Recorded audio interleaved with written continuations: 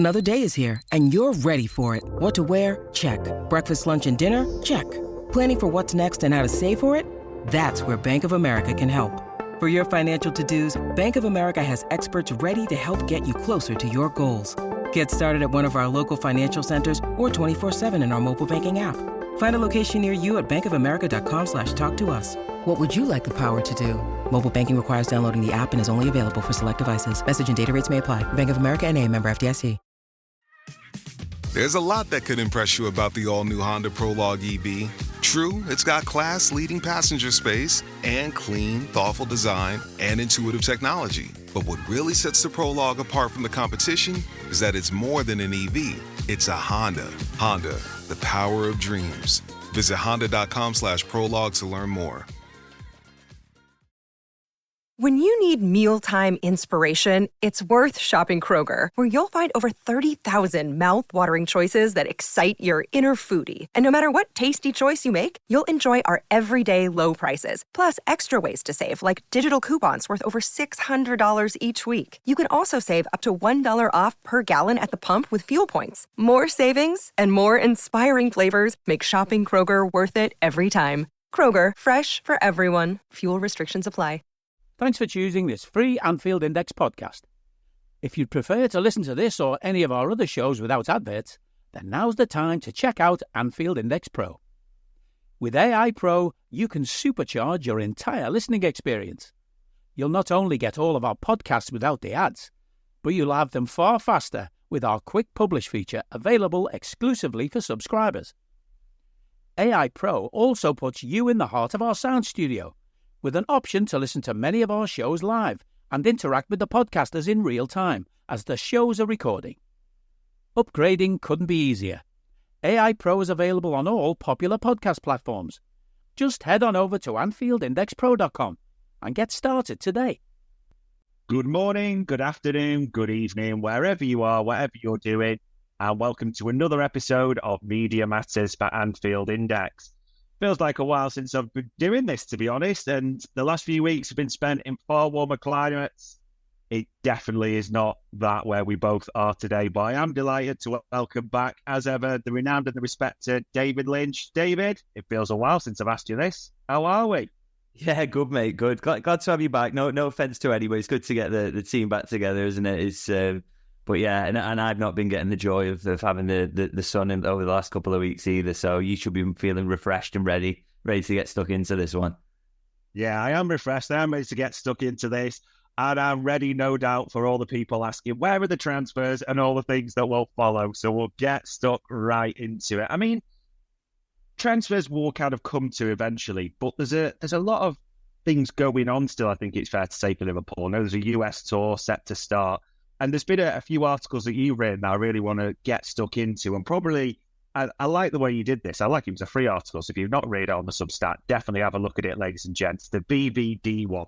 Because there's been that ever since the Euros finished. He was quite emotional, wasn't he? He talked about, I've got to think about my future for club, country. And naturally, with everything that's going on, 12 months left, alarm bells started ringing for some of the fan base. I know you've seen that as well. But actually, I know you wrote about this. There's not actually for you that much to worry about here with VVD and his comments, is there? No, I think the comments were as I sort of said in the article, but I think the best interpretation of those is really he's kind of talking about what his international future looks like, because, you know, he's at an age now, 33, where combining the two becomes more difficult. It's a bit more strain on the body. And if you do want to prolong your career at club level, then you probably do have to think about maybe retiring. So he's probably having a good think now about, you know, going into that next tournament cycle. Does he want to do and try and do one more World Cup, or does he just leave it now? And I think there's other, you know, motivations around that particular fact that he gets criticised unbelievably when he plays for the Netherlands. I think that will be a factor in his thinking. So I think when he was talking about sort of going away and thinking about his future, I think he was very much thinking about that, because, you know, as far as I'm aware, and very much my understanding is he absolutely would love a new contract to stay at Liverpool and would love to extend his stay. So there's no question marks on his side in terms of the ability to get that deal done. It's just whether, you know, Liverpool can get it done in terms of, you know, if the money's right and the length contract, because they become really, really tricky conversations, don't you? When you get to this sort of latter part of your career, it becomes a bit harder to get those things sort of ironed out. But I think, my argument in the piece was that absolutely this is a deal that Liverpool should do. He plays a position where, you can play a little bit longer. He's a very clever player. I know his physical qualities are what have made him the best defender in the world for such a long time. But he's also got the nous and the intelligence as well to sort of, if he has any sort of deficit that starts to come in terms of his pace or his power, he's clever enough to mask that, really. So,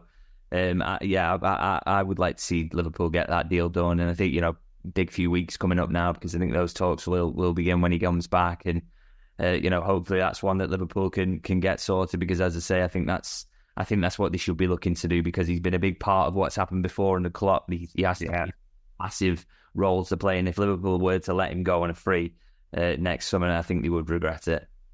Yeah, I think the fan base would have something to say about that as well. And I know none of them are easy. It'll be a fool that says that for any of the big three that have got 12 months left, a renewal is easy. But out of the three, when you're looking at, do you feel like because of that desire you mentioned, he would be the easiest, if that's the right phrase, out of the three to do? Yeah, I think so, because I think, as I say, the desire from the player's side is absolutely there. He loves Liverpool. He wants to stay as captain. He wants to keep playing here. So absolutely no question on that side of things. I think the other two are just slightly tricky for different reasons. One, with the Trent one, it's the big contract of his career. Probably this one coming up now. Like, these are committing his peak years. We know that Real Madrid interest is there, and they would love to sign him. So. That adds a little bit of pressure, and they've put themselves in a position where it's just 1 year left. So I think that's got a trickiness to it. And obviously Salah, I think we spoke about this quite a lot, but he's the highest earner by some distance. You did see that little bit of decline there last season. So I just think this is a really, really difficult contract, because, does he accept a pay decrease of any sort? Is there any way that he can work that into the deal? I just think that's a really, really tough one. Probably the toughest of the three for me. So that's why, I think VVD is probably the easiest, and maybe that's, hopefully that's one that they can get sorted. Yeah, it would feel like if that got announced, that would be a good start to the summer, wouldn't it? And a momentum builder from there. So we'll have to see. And amazingly, we kind of, and I'm saying kind of, we had our first game under Arne Slot, didn't we? We had a friendly, and we lost. It was a 1-0 defeat, if you could even call it a friendly, to Preston. And I want to be fair to the fan base here, David, because a lot of people were like, it's a friendly, it doesn't matter, anything like that. There was a few that were like, why we're losing to Preston with 25 players used. So I think that says it all. Is there anything at all to be read into that game, or is it just fitness? That's it? Yeah, I think it is fitness, but I thought Slot's interview afterwards was kind of interesting. He did with LFC TV, talking about that he'd seen a lot of stuff that he liked, and some of the patterns of play that he's working on with them. I mean, he reiterated again, I thought was interesting, that he's not actually changing too much. He doesn't want to completely rip things up, but he was seeing a lot of things that encouraged him. And you watched that little highlights package that he put out. There was actually some really nice play in there. Yeah, pretty unlucky to lose, really, in the way that he did. So, and what a goal that was, by the way. To win it. So, I think, you don't want to read too much into the result, but I think more sort of what you're seeing in terms of the play style and the players getting used to that. I thought was, there was some encouraging signs there from the little bit that we saw. The manager seemed happy enough, which is the most important thing, really. So, a good run out and a good start, and got to build from there now and see what happens on this US tour, where I'm sure we'll see the slightly more complete performances and the players' fitness just start to build, and we'll see a bit more of the playing style getting embedded, and maybe learn a little more from these games. Do you think, I know you're right, because Slot mentioned it was the first thing he came out with in the, post-match interview, makes it sound dramatic, but after the game, and then he's put it in his written column that LFC TV released as well. He does keep saying a few times, the biggest thing was no one got injured, so everyone was fit at the start, everyone was fit at the end. Do you think just because of almost the tournament, the way it's worked, how everything is, and there's been a lot of talk, hasn't there, about Ruben Peters and his impact. Do you think the big focus for them, ultimately for pre-season, is, as much as people want to be condition, performance, just getting people back and fit and keeping them fit is a big focus for them? think it's a big focus of this season, full stop. I mean, we've discussed this before, but I think injuries have been a real, theme of the last sort of few seasons under Jurgen Klopp, and part of the reason that more trophies weren't added, really. So I think, for me, I think there's extra points for Liverpool to pick up this season purely on the basis of getting fewer injuries. If they can keep a fit squad and rotate through the season and not be getting into desperate situations where they're having to throw kids in, I think it'll just make a massive difference to the campaign as a whole, because the squad is big. You forget that because Liverpool have had so many injuries, but they've got unbelievable cover in pretty much every position, really. But it never looks like that at any point because there's always 5 or 6 have got long-term injury. Yeah. So it'd be nice to kind of get through the season with that not being an issue. And I think, to do that, this part of the season is crucial in terms of getting that fitness up and getting people ready. So, yeah, I think it is absolutely crucial, and I hope the work that they're doing is good and is laying those strong foundations, because like I say, if Liverpool do have those foundations, then it does allow them to avoid as many injuries as they've had in recent years. And I honestly think it could add a few points onto the tally at the end of the season. Yeah, it does seem to be a different strategy. We're not disappearing to the Black Forest for massive running tests and things like that, aren't we? It does appear different, but time will tell whether that works out. And I'll probably jump to this one because you mentioned the US tour, so we are jetting out to there. This is a bit of a unique question, but with every tour, there's always someone who shines. I remember Ovi Ajaria was the one, wasn't he, who shined type of thing. Is there anyone who you're looking forward to seeing in the US, or you think could sort of make a surprise, raise a few eyebrows, or is it just a case of the normal stars staying fit? I'm kind of looking forward to seeing Baj and Szobo, just because it's been such a long time, and we saw when he broke through, unbelievable promise he showed. Really last season could have been a big season for him, a breakthrough season, couldn't it, on the basis of what he'd done the season before. And then unfortunately had that injury that basically just, torpedoed the entire campaign. So that was a real shame. And I think, with so much talk around midfield and what Liverpool need in that holding role, can Baj and Szobo step up and really sort of answer some questions around that, or, show that maybe they don't need anyone. I don't know. I'm just thinking out loud there, but I am very much excited to see how he's looking and hoping he's sharp and hoping he's not lost too much from that year, because I just think he looked a major talent when he first came in, and fresh start now under a new manager, and very much looking forward to seeing how he performs on the tour. Yeah, it will be interesting. I think his season, the tour, will be have a lot of eyes on it. And I know you wrote about this as well, because I do want to ask you that the way the tour's going to work. And one of the big focuses of the article was who's not going to be there in the US, isn't it? So those who got up to the final or the third, fourth place, Copper, the final Euros, so the England boys as well, but also potentially those who got to the semi-finals. Is that your understanding? It could almost be a case of who's not in the US at this time, because I know there's been a few others suggesting the players could be going out right at the end, which seems strange as well, but is that your understanding at the moment?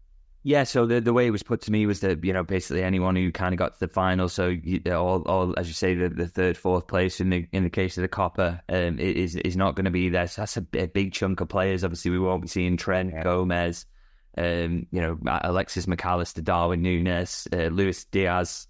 So it's a big loss to some big players. But and again, the report date, it's kind of latish, so they could be in and around sort of coming back to the AXA around that time.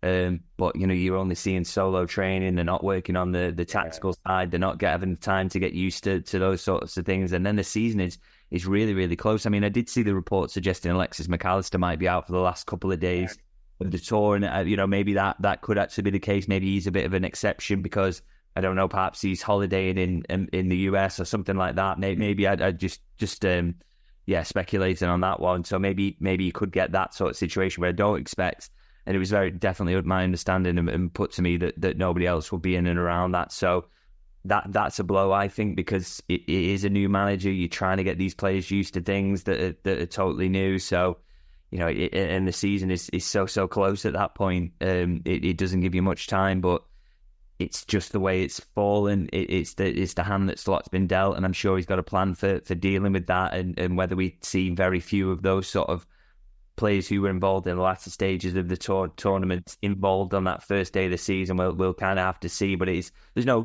getting away from the fact that it makes things a lot more difficult for the manager in terms of preparing a team for the season. Yeah, because he's really going to have so little time with them, like you say, for that Ipswich game. Does your gut almost tell you that at the start of the season, because there's that little time with Slot and his main stars, it's fair to say as well, they'll be relying more on individual brilliance potentially than seeing great patterns of play or the new style? That'll be more of a focus of, can we just get through those opening weeks and start to embed that style? I think even when you've got sort of an established manager who's been there a long time, that is kind of always the case at the start of the season. That fluency, you very rarely see it from the off. So it is always kind of a case of just grinding your way through those opening games and just trying to get the wins on board. And then, with Klopp, it always seemed like he kind of got to around sort of November time, and then they started to click into gear at that point. So that, of course, that effect, I think we'll see that, maybe amplified slightly because there's a new manager there as well. But the hope is, because of those similarities in terms of style of play between Slot and Klopp, that is, they can find some little bit of rhythm at the start of the season. And I look at that first game with a little bit of, I'll be honest, trepidation. I know it's only Ipswich, and it's a newly promoted team, but I just think they're probably never going to be better than in that first game, and the atmosphere is going to be absolutely crazy. So, when you throw in that you've probably got a little bit less rhythm, and it's, the football's not quite that fluent best, then that's got real banana skin potential written all over it to me. But I'm just maybe worrying a little bit ahead of time. But I think, I think that all comes together as to be part of that, really, and make it kind of tricky. And it's a key early test, really, for the manager, isn't it, in terms of how he deals with that? Who does he use? Who does he bring into the side for that opening? Yeah. And whether Liverpool can put anything together resembling a decent performance or not. Yeah, you even wonder if, especially the South American boys, the ones who played the most minutes, do they feature that heavily in the opening period? We will have to see. But one thing that Slot has got sorted, so we can take an advert down off LinkedIn, Johnny Heitinger is his new assistant coach as well. I mean, it's interesting because there's been quite a lot of talk of Heitinger, and people looked at Everton, West Ham under Moyes, but when people actually sort of dug deeper on him, they've talked about his time at Ajax and actually having a good profile. Are you excited by this one? Do you think there's a good coach there for us? Well, I just think it's, if Slot thinks he's the right guy and he thinks that he is able to coach the style of football that he wants, and he's helpful in that, and he can get those extra couple of % out of the players, then it's the right appointment, isn't it? I mean, he speaks to anyone around Liverpool, and again, the message comes back, very highly rated. Anyone who sort of talks about him in football talks about a guy who's, pretty smart. He's got a really good coaching background and a real clear idea of how he likes to play football as well, which fits in with what Arne Slot likes. So, I think on the face of it, it's very hard to, unless you're there on the training ground day to day, to sort of see that and the fruits of it, and to know exactly where the line between the manager and the coach and their influence starts and ends. But like I say, if Arne Slot's happy with it, then you just have to go with it, and we'll see. And it's an interesting one with him being former Everton player. He's getting a little bit of a different experience of Merseyside football now, so that'll be interesting for him. But yeah, I think it seems on the surface at least a smart appointment, and we'll see how he goes. I don't need a VPN. I've got nothing to hide.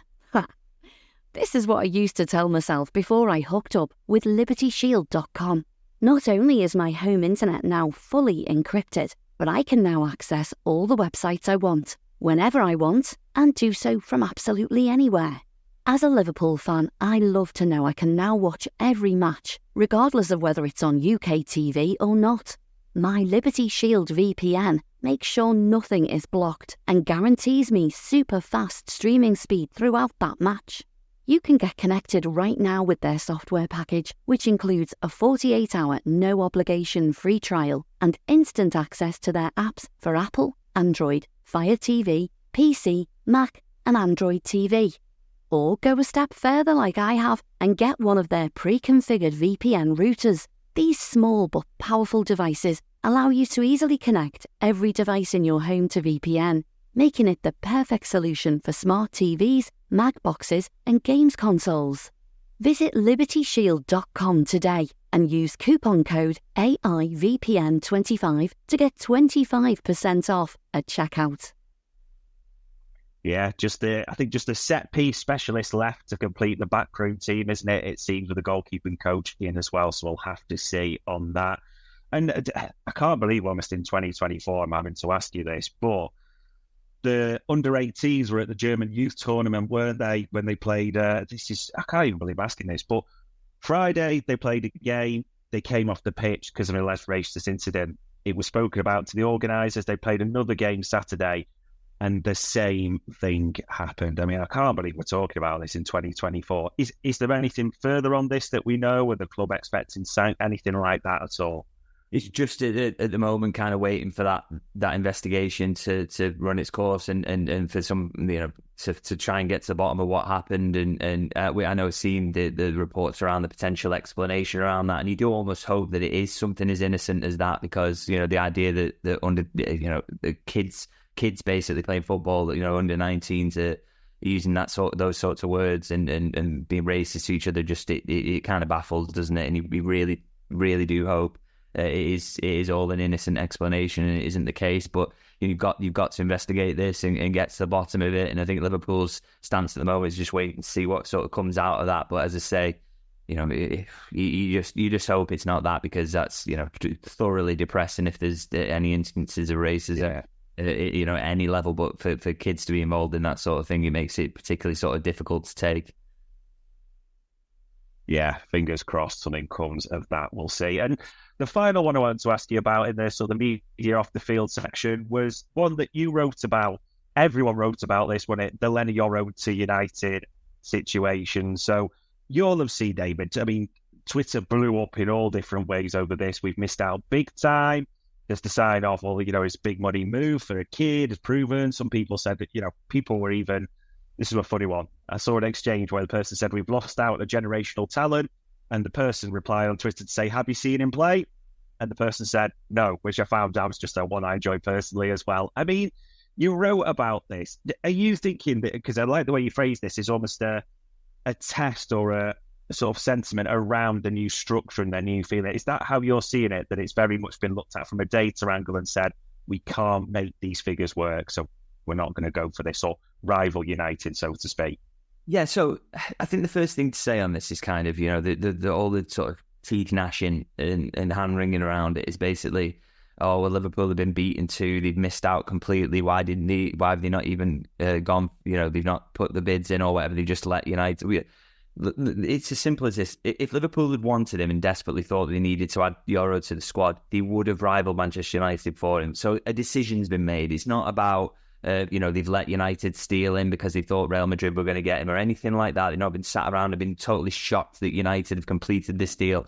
If they wanted to rival United at those figures and they felt that they had the pathway for the player, they would have done it. But they don't at the moment. It doesn't make sense for them to sign him, because they can't. He's 18 years old. He's played, a decent amount of football for his age. Well, certainly for his age as a centre half. Clearly a massive talent. Who Liverpool, no secret whatsoever that they admire him. So they like the player, but they like a lot of players, by the way.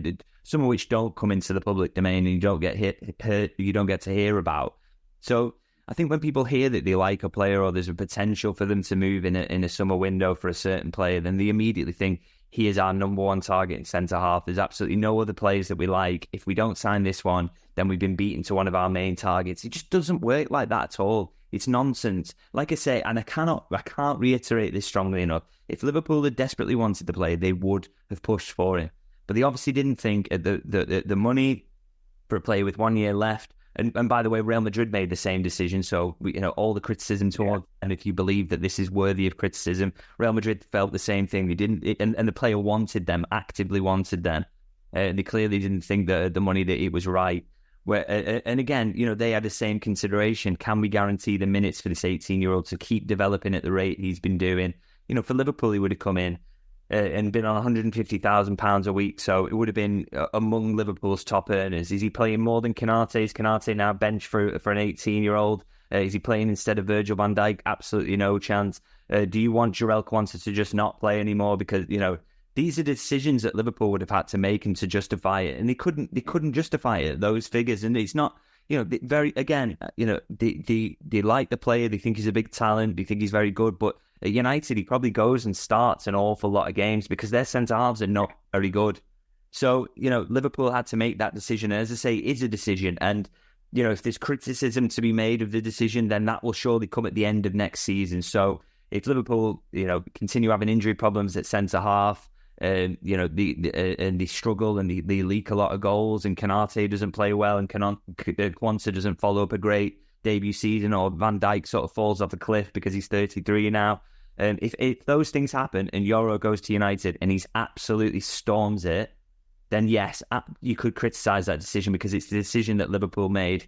But you can't. There's no point doing it now because when we write about sort of our understanding around situations like this and list the reasons why Liverpool didn't think the move was sensible for them, you get told it's excuses. It's not.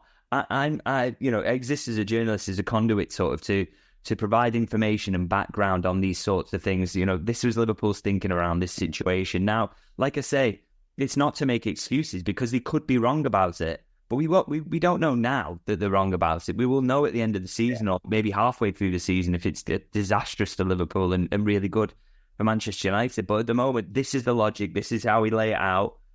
Now we see whether they're right or not. And in the piece, I sort of emphasise this. I'm no way saying that Liverpool are right about this one. Maybe they'll wish that they did put £60 million Yoro.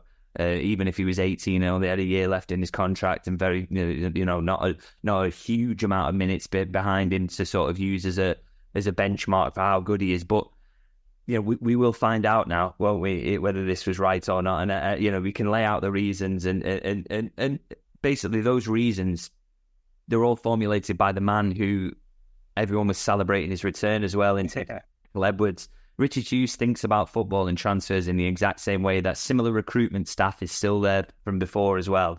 So, now if we're celebrating the return of these sort of smart decision makers, you do have to kind of back the decisions they make as well and believe that they're probably going to be right about this one. So, they might not be. And as I say, we will see. But, those were the reasons that decision was made. And now we sort of see how it goes and whether Liverpool gets someone else in and whether that works out better for them or not, or whether Yoro goes to United. And maybe Yoro goes to United and is successful, but also Liverpool's centre-halves are successful as well. That is an option. Yeah, that's right.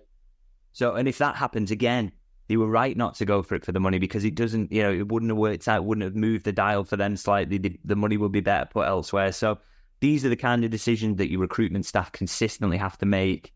And as I say, we'll see if it was the right one, but we don't know now, and it was absolutely no way worth all the anger that I saw on social media around this one, or suggestions that they'd been pipped to the post or beaten out or they'd failed in any way. It was as simple as a decision was made. Now we see what happens. Yeah, and that's the key phrase, is it? We'll have to see what happens. And probably, I think a lot of the frustration was just for some people, some fans, we haven't done any business yet, and some people love transfers. Nothing wrong with that at all, but yeah, the two are not. Don't get me wrong as well. In terms of pushing my Substack, it would be great if they did actually sign some players, but so I totally get that.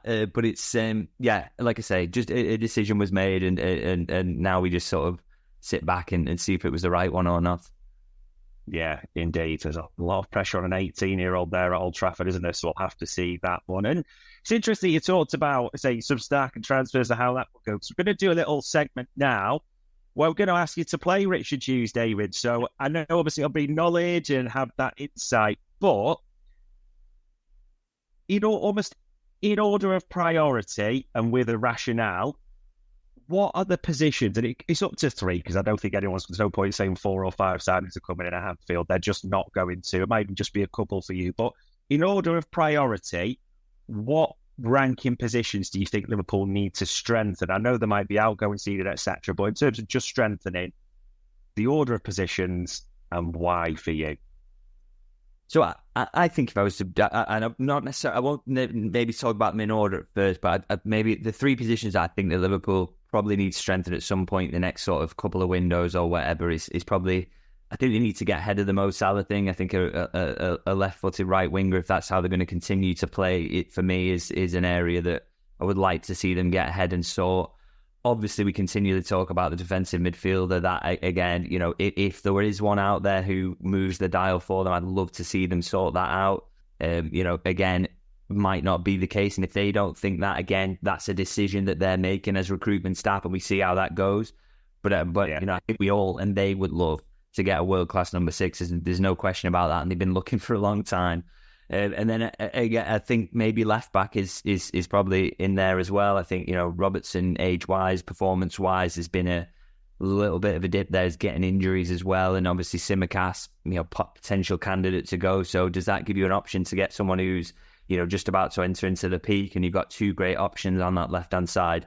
So for me, those are the 3. But I think if I was going to rank them in terms of level of importance, I know everybody loves the number 6, but I would probably put that in at number 2, because for me, I always think getting goal scorers in your team is massive. I think it can mask a lot of flaws. I think if your number 6 isn't quite world class, and maybe there isn't that number 6 who they think is right for that out there, you can probably get away with that if you're just a goal scoring team. I always think putting more forwards in on the pitch who consistently score goals, particularly when your forward options have got Nunes, Gakpo, and Diaz, who are never, I don't think, ever going to be sort of natural, 25 goal a season forwards. I think getting another finisher in that forward line would be probably number 1 priority for me, and then the number 6 maybe, and then that left back issue, which again, I just don't think it's a disaster if Liverpool go into next season with Robertson, Tsimikas. We'll see what kind of happens there and whether there's an addition made. But I do think getting goal scorers on the pitch and more control in the midfield for me are just slightly higher in terms of absolute priorities. But we'll see. And it's a good job I'm not Richard Hughes, because my knowledge of players in other leagues is not unbelievable, I'll be honest. I will ask you that, because obviously everyone's desperate to get names, aren't they? And that probably segues nicely into probably what I suspect will be quite a quiet transfer talk, as we always get to at the moment. And this, people are desperate for names. I mean, I've even seen this morning, Edison's back on the block, Kubo, the Japanese player at Real Sociedad's coming in. We've seen I'm probably butchering these names, but Hudson, I think it's at Juventus, Luke Haber from Red Bull. Naturally, people are going to be, as people are asking, anything in these, hearing anything, or is it just a case of it is kind of quiet on the Western Front right now? It is genuinely quiet. I know it's not what people want to hear, but in terms of incomings, just no sort of real momentum around anything really at the moment. There's none of these. I know there's 10 or 15 names get mentioned every day, and I'm not really been given encouragement on literally anything at the moment. I mean, again, maybe we have to listen to what Richard Hughes said, and sort of maybe August is going to be absolutely, because and I would point to, there's a lot of other clubs around Liverpool as well who aren't doing loads at the moment. It's not being a bit, City aren't really busy at the moment, Arsenal aren't mega busy at the moment, so you've got to look at that as well. So it's clearly it's affecting other clubs, and there are clubs who are busy, but they've got more to do. So Manchester United are doing a little bit more at the moment, aren't they? But they have to do the rubbish. They finished 8th with a negative goal difference, so they better have to do some business. Chelsea similarly, they just love transfers seemingly, even if it has no positive effect on the team whatsoever, and the results are terrible. So expect them to always be busy. But I think for the clubs that are in better positions like Liverpool, City, Arsenal, maybe we're just going to see their business get pushed a little bit later because of the tournament football. Hey guys, it's Eddie Gibbs from Anfield Index here. I hope you're enjoying this podcast, and I'm sorry to call time on the show before it ends. In the current climate, it's tougher than ever before to offer podcasts for free. At Anfield Index, we produce over 75 free shows every month, which I'm confident is unparalleled in the LFC sphere. Whilst we'd love to offer everything for free, the production costs now make this impossible. That said, we don't want to follow the model of other channels and lock all of our content behind a paywall. So what we've decided to do is to continue offering every show for free, but cut that offering to 30 minutes on our longer shows. So to get all of our shows in full and enjoy the best of everything we have to offer, we really hope you'll consider supporting the channel and signing up at AnfieldIndexPro.com. For about the price of 1 cup of coffee, you'll get every podcast in full with 0 ads. You'll also get access to our LFC VIP community, where you can enjoy live podcasts, engage with our podcasters, and chat with other Reds in real time. So that website again, AnfieldIndexPro.com. Join today. Sports Social Podcast Network. Smoothie King's new lemonade lineup is here. Lemonade, lemonade, the Smoothie King way. Try a strawberry guava lemonade SK refresher. Over ice. A power up in a cup. Energize. Or a blueberry lemonade smoothie. Blend it up in your cup.